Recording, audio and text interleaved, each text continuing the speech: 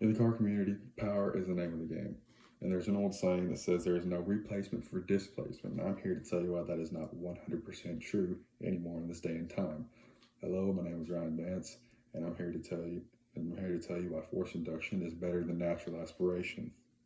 Most everyone drives, and I'm sure you do too. And power is greatly effective on cars' drivability and function.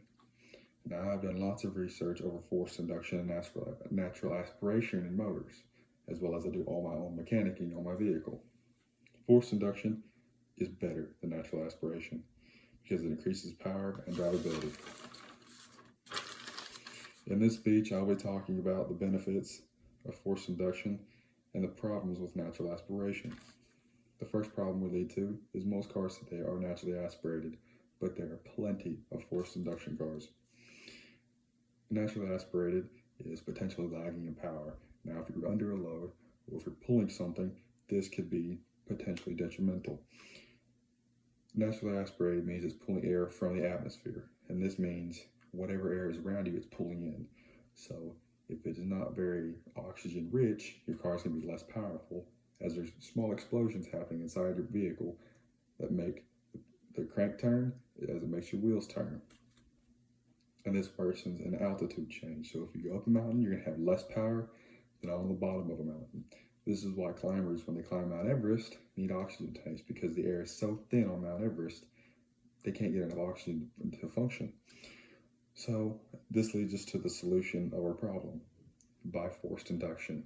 Forced induction does not cost much more than natural aspiration. It's reliable, it's fun, it's effective. It's just overall better.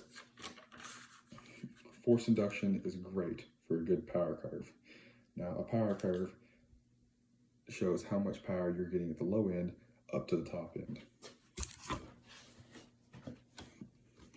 If you look at this example, the bottom is natural aspiration. You can see how low it is on the torque rating. Low torque rating means less power. So although it is smooth, it's not as high up. So if you go higher up, which means more power, you get to the red line, which is twin screw. Twin screw is a type of supercharger, which is belt driven, and it is extremely smooth. So that's your best bet as a supercharger.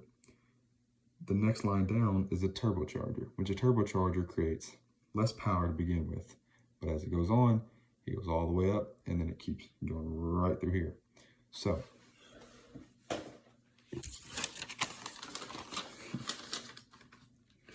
in closing, this is why forced induction is better than natural aspiration.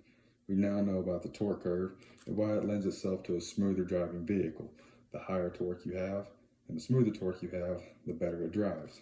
So the next time you think about buying a vehicle, take a look at forced induction. It could be exactly what you need. And as always, thanks for watching and drive safe.